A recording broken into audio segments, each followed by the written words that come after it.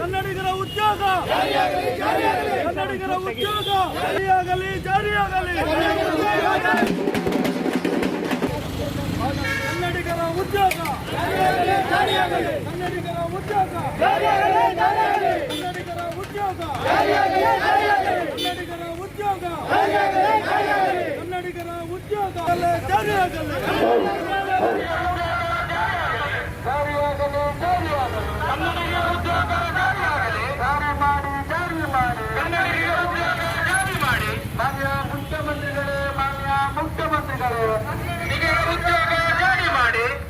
ಮುಖ್ಯಮಂತ್ರಿಗಳೇ ಕನ್ನಡಿಗರ ಉದ್ಯೋಗ ಜಾರಿ ಮಾಡಿ ಮಾನ್ಯ ಶಾಸಕರೇ ಕನ್ನಡಿಗರ ಉದ್ಯೋಗ ಜಾರಿ ಮಾಡಿ ಮಾನ್ಯ ಸಚಿವರೇ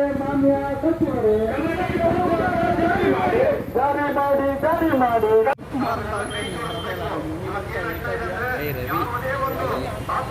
ನೋಡಿ ಕನ್ನಡಿಗರಿಗೆ ಎಲ್ಲ ಆದ್ಯತೆ ಇದೆ. ಯಾವುದೇ ಒಂದು ಆದ್ಯತೆಗಳಲ್ಲಿ ನೋಡಿ ನಮ್ಮ ಕನ್ನಡಿಗರಿಗೆ ಉದ್ಯೋಗಕ್ಕಾಗಿ ಎಲ್ಲಿ ಆದ್ಯತೆ ಕೊಡ್ತಾ ಇದ್ದಾರೆ. ಅದರ ವಿರುದ್ಧವಾಗಿ ಇವತ್ತು ಕನ್ನಡಿಗರ ಉದ್ಯೋಗಕ್ಕಾಗಿ ಏನು ಇವತ್ತು ಈ ಹೋರಾಟನ ಮಾಡ್ತಾ ಇದ್ದೀವಿ. ಎಲ್ಲ ತಮ್ಮೆಲ್ಲರ ಸಹಕಾರ ಅತ್ಯಮೂಲ್ಯ. ಎಲ್ಲ ಆತ್ಮೀಯ ಸ್ನೇಹಿತರು, ಬಂಧುಗಳು ಹಾಗೂ ಕಾರ್ಮಿಕರ ಮಕ್ಕಳು ಎಲ್ಲರೂ ಕೈ ಜೋಡಿಸಬೇಕು. ಇವತ್ತು ಒಂದು ದಿನದ ಹೋರಾಟ ಅಲ್ಲ, ಇಡೀ ರಾಜ್ಯಾಂತ ಪ್ರವಾಸ ಇದು. ಈ ರಾಜ್ಯ ಪ್ರವಾಸಕ್ಕೆ ತಮ್ಮೆಲ್ಲರ ಬೆಂಬಲ ಬೇಕು. ಇವತ್ತು ಏನು ಬ್ಯಾಂಕ್ಗಳಲ್ಲಾಗಿರ್ಬೋದು, ಎಲ್ಲ ಆಫೀಸುಗಳಲ್ಲಾಗಿರ್ಬೋದು, ಎಲ್ಲಿ ನಮ್ಗೆ ಆದ್ಯತೆ ಸಿಗ್ತಾ ಇದೆ.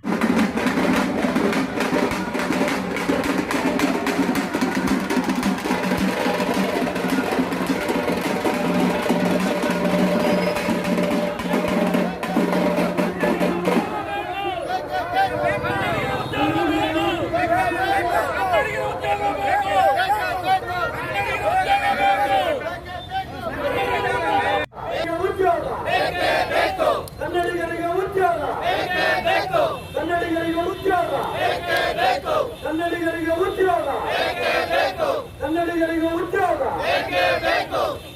ಈಗ ಬ್ಯಾಂಕ್ಗಳಿರ್ಬೋದು, ಕಚೇರಿಗಳಿರ್ಬೋದು, ಸಾವಿರಾರು ಜನ ರೈತರಿಂದ ಹಿಡಿದು ಓದು ಬರಹ ಇಲ್ಲದೇ ಇರುವಂಥ ಜನಗಳು ಸಾಕಷ್ಟು ಜನ ಬರ್ತಾರೆ. ಅವರಿಗೆ ನಮ್ಮ ಭಾಷೆನೇ ಗೊತ್ತಿಲ್ಲದೆ ಇರುವಂಥ ಅಧಿಕಾರಿಗಳು ಅವ್ರ ಜೊತೆ ಏನು ಒಡನಾಟ ಮಾಡೋದಕ್ಕೆ ಸಾಧ್ಯ ಆಗುತ್ತೆ. ಹೀಗಾಗಿ ನಾವೇ ಎಷ್ಟೋ ಸರಿ ಬ್ಯಾಂಕ್ಗಳಿಗೆ ಹೋಗಿ ನಮಗೇನೋ ಅಲ್ಪ ಸ್ವಲ್ಪ ಬೇರೆ ಭಾಷೆಗಳು ಗೊತ್ತಿರೋದ್ರಿಂದ ಸಮಾಲಿಸ್ಕೊಂಡು ಬರ್ತೀವಿ. ಇಲ್ಲದೇ ಇರೋದು ಈಗ ನಮ್ಮ ತಂದೆ ತಾಯಿ ಹೋದರೆ ಅವ್ರಿಗೆ ಕನ್ನಡ ಬಿಟ್ಟು ಬೇರೆ ಭಾಷೆ ಬರೋಲ್ಲ. ಅವರು ಬ್ಯಾಂಕ್ಗಳಿಗೆ ಕಚೇರಿಗಳಿಗೆ ಹೋದರೆ ಅವ್ರು ಕೆಲಸ ಮಾಡೋದು ಬಿಟ್ಟು ಬ್ಯಾಂಕ್ಗಳಿಗೆ ಹೋಗೋದೇ ಒಂದು ದೊಡ್ಡ ಸಮಸ್ಯೆ ಆಗುತ್ತೆ.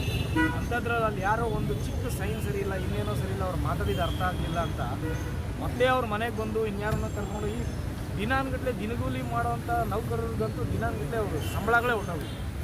ಹೀಗಾಗಿ ಯಾವುದೇ ಸರ್ಕಾರಗಳೇನು ಬರ್ತಾ ಇದೆ, ದಯವಿಟ್ಟು ಕನ್ನಡಿಗರಿಗೆ ಮೀಸಲಾತಿ ಇದೆ, ಅದನ್ನು ಕೊಡಿ. ಆ್ಯಕ್ಚುಲಿ ತುಂಬ ಕೇಳೋದಕ್ಕಿಂತ ನಾಚಿಕೆ ಆಗುತ್ತೆ. ನಮ್ಮ ಕರ್ನಾಟಕದಲ್ಲಿ ನಮ್ಮ ಕನ್ನಡಿಗರಿಗೆ ಕೆಲಸ ಕೊಡಿ ಅಂತ ಬಹುಶಃ ಇದು ಭಾರತದಲ್ಲಿ ಬೇರೆ ಯಾವ ರಾಜ್ಯದಲ್ಲೂ ಇಲ್ಲ ಆಗುತ್ತೆ.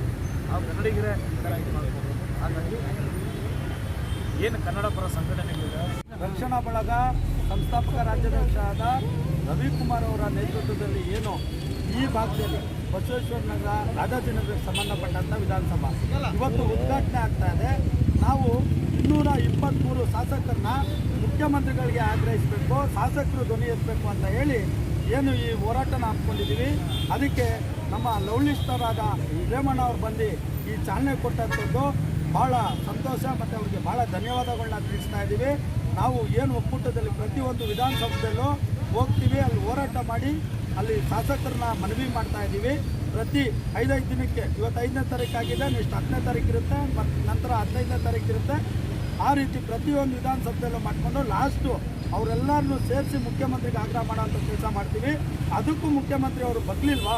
ನಂತರ ಇವತ್ತೇನು ನಮ್ಮ ಒಂದೊಂದು ಕಡೆ ಒಬ್ಬೊಬ್ಬರು ಸಾಹಿತಿಗಳು ಬರ್ತಾರೆ, ಕವಿಗಳು ಬರ್ತಾರೆ, ಫಿಲಮ್ ಸ್ಟಾರ್ ಅವ್ರು ಬರ್ತಾರೆ, ಪ್ರತಿಯೊಬ್ಬರನ್ನು ಒಳಗೊಂಡಂತೆ ಕರ್ಕೊಂಡೋಗಿ ಆಮೇಲೆ ಲಾಸ್ಟಿಗೆ ನಿರ್ಧಾರ ಮಾಡ್ತೀವಿ. ಇವತ್ತು ಅಣ್ಣ ಚಾಲನೆ ಕೊಟ್ಟಿದ್ದಾರೆ, ಇವ್ರನ್ನ ಲಾಸ್ಟಿಗೆ ನಾವು ಫೈನಲ್ ಆಗಿ ಇವ್ರು ಒಪ್ಪಲಿಲ್ಲ ಅಂದರೆ ಯಾವ ರೀತಿ ಹೋರಾಟ ಮಾಡಬೇಕು ಅಂತ ಹೇಳಿ ಇವ್ರನ್ನ ಗಣನೆಗೆ ತಗೊಂಡು ಇವ್ರ ಮುಖಾಂತರ ಮತ್ತು ಏನು 223 ಜನ ನಾವು ಬೇರೆ ಬೇರೆ ಸಾಹಿತಿಗಳು ಪ್ರತಿಯೊಬ್ಬರನ್ನ ಕುಣಿಸಿ ಒಂದು ಜಾಗದಲ್ಲಿ ನಿರ್ಧಾರ ತಗೊಂಡು ನಂತರ ಏನು ಮಾಡಬೇಕು ಅನ್ನೋದನ್ನ ನಾವು ಯೋಚನೆ ಮಾಡ್ತೀವಿ. ಓಕೆ, ರೇಮಣ್ಣ ಅವರು ಬಂದು ಉದ್ಘಾಟನೆ ಮಾಡ್ತೇವೆ. ಇದು ಅಂತ್ಯ ಅಲ್ಲ, ಇದು ಆರಂಭ. ಇನ್ನು ಯಾವ ಥರ ನಮ್ಮ ಕನ್ನಡಿಗರಿಗೆ ಉದ್ಯೋಗ ಸಿಗಬೇಕು, ಇನ್ನು ಯಾವ ಥರ ಹೋರಾಟ ಮಾಡ್ತೀವಿ ಅಂತ ಮೊನ್ನೆ ಮುಖ್ಯಮಂತ್ರಿಗಳು ಕಾದು ನೋಡಬೇಕಾಗತ್ತೆ.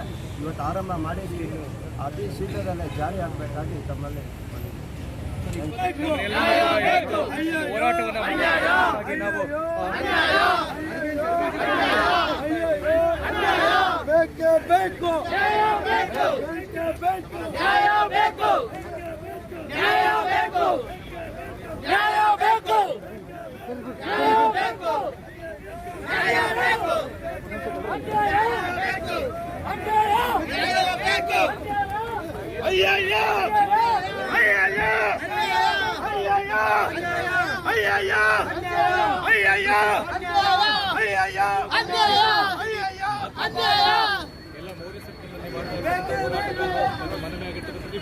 ಮುಖ್ಯಮಂತ್ರಿಗಳು ಬಂದು ಭೇಟಿ ಮಾಡಲಿಲ್ಲ.